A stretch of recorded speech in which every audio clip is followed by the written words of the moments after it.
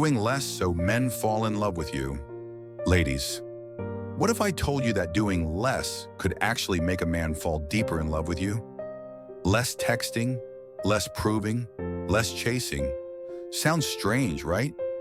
But what if the real magic happens not when you try harder, but when you simply stop trying to be enough for someone who hasn't even shown worth? Let's talk about something no one tells women.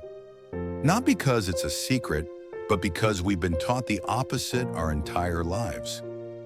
Part 1. Stop chasing, start attracting. You've probably heard don't chase a man, but the real question is, how do you know you're actually chasing him? Chasing doesn't always look like calling or begging. Sometimes it looks like overthinking that one-word text he sent. Sometimes it looks like checking his social media, hoping for a sign. And sometimes it's convincing yourself he just needs more time, even though your heart feels the distance. Here's a golden rule. If you're taking more than 2 steps forward without him meeting you halfway, you're not dancing. You're dragging. You send a message, then a follow-up. Then you try to keep the conversation alive, but he's giving you crumbs. Sweetheart, you are not a woman made for crumbs. You are a feast. And the man who's hungry for what you truly offer, your depth, your love, your energy, he won't need to be chased. He'll meet you in the middle. Always. Part 2. When in doubt, do less. Here's something powerful. When you feel unsure about where you stand with a man, don't do more. Do less. Less texting, less explaining, less overgiving. Let the silence stretch. Let him feel the absence of your energy. Let him realize that you are not always going to be the one holding the connection together. You see, real feminine power isn't loud or aggressive. It's still. It's magnetic. It's the ability to say, if you're meant for me, you'll find your way back without me having to lose myself. You're not doing it to play hard to get. You're doing it to protect your peace. Because every time you overextend for someone who isn't meeting you, you're teaching your nervous system that love equals stress. And you deserve love that feels like safety, not survival. Part 3. Mindset over movement. The energy that makes a man chase you without force. Let me ask you something personal. When he takes hours or even days to respond to your message, what's the first thing that runs through your mind? Do you spiral into self-doubt? Do you quietly say to yourself, he must be losing interest? Maybe I said too much. What if I pushed him away? Or do you breathe deeply, center yourself, and say with quiet power, his inconsistency is not a reflection of my value. It's a reflection of his. This right here is where everything changes. Because no matter how beautiful you are, no matter how caring, funny, or charming, your mindset determines the energy you project. And your energy, it's everything. It speaks before your lips move. It shapes how a man sees you. It decides whether you become unforgettable or easily replaceable. You have 2 choices in those uncertain moments. Will you operate from anxiety or from your worth? When you operate from anxiety, every silence feels like a threat. Every pause becomes a panic. Every unread message turns into a story of not being enough.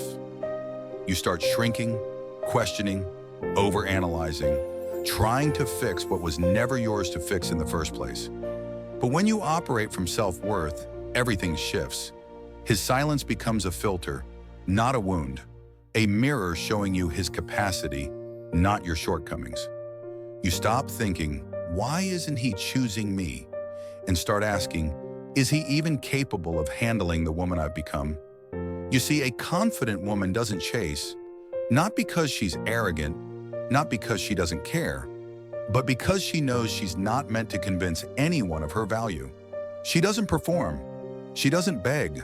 She doesn't build castles in her head for men who only showed up with bricks of inconsistency. She knows she's the prize, not the persuader. And that kind of energy, that kind of still, feminine power, it's magnetic.